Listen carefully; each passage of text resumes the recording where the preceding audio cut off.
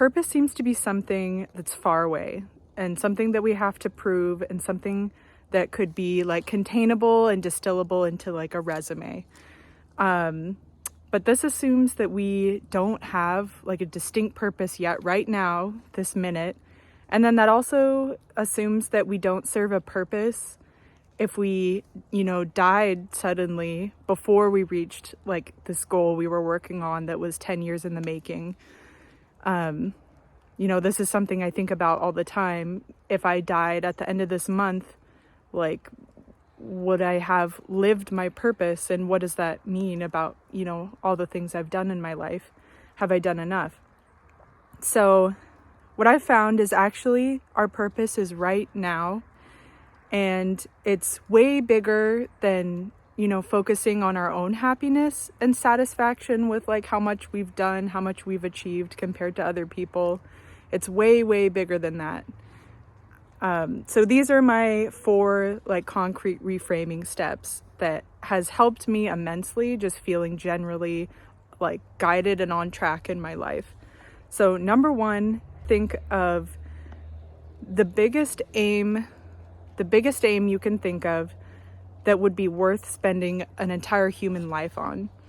So this is less about recognition and more about service.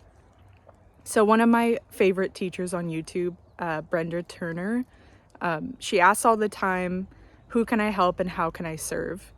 As a way to turn ourselves away from like, how can I be happy with myself at the end of my life, into like, who can I help and how can I serve?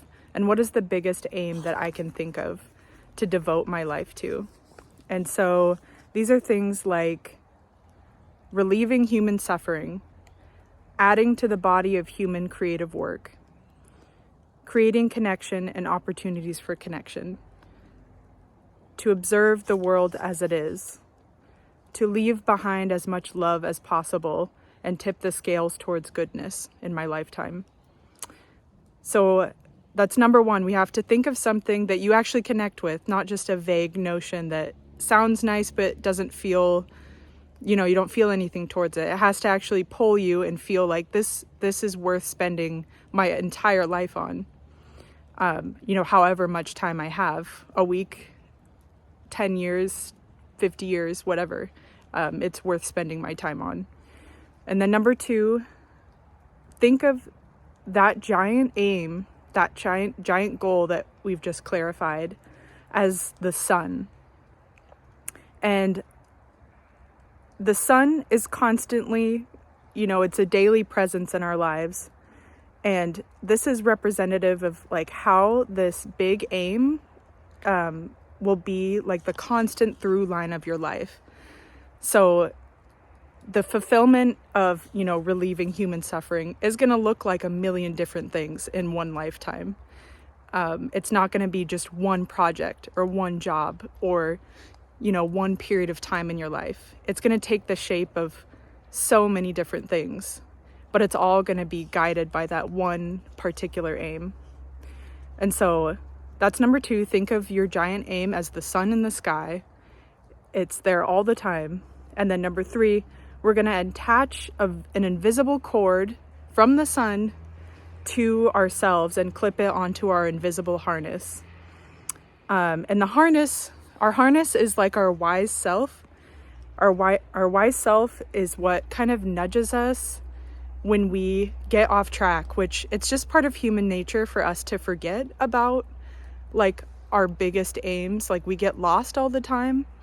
And we get distracted or we get, sucked into, wanting to do something to like prove that we're good enough or that we're impressive. And yeah, our wise self kind of feels icky about it. And we're like, I'm off track. I'm not supposed to be here. And so our harness is our wise self, and it keeps us tethered to the sun, which is our high aim. And this is how we walk about our life. And, how we navigate. And is this project, is this job connected to my high aim in some way? And maybe if it's only vaguely connected, how can I connect it more to support my highest aim in my life? And then number 4, we act out we act on our giant purpose in small but very significant ways on a daily basis. And sometimes we'll forget, maybe for weeks at a time, what our big aim is, but our harness reawakens us consistently. And this is why, I don't believe that our purpose has to be fulfilled in a giant way that happens in 1 year of your life. I think it looks more like really small moments. And for me, I picked a quote as my guiding aim in life, and this might change later on, but this is a quote. I don't think it was ever written. I took a class from an author named Claire Dederer, and she said, I think during the class, our goal as a writer is to build a structure out of a discomfort for others to take refuge in. And then I just kind of abstracted that as to, in general in my life, I want to build a structure out of discomforts I've felt for others to take refuge in. And that looks like 1,000 different things. And I act that out, conversationally when I talk to people. It reminds me to be patient. It reminds me to listen. It reminds me to let go if I'm in an argument with someone that I love. It's a constant reminder that keeps me tethered to my son, which is, I'm here to try to make things easier on other people.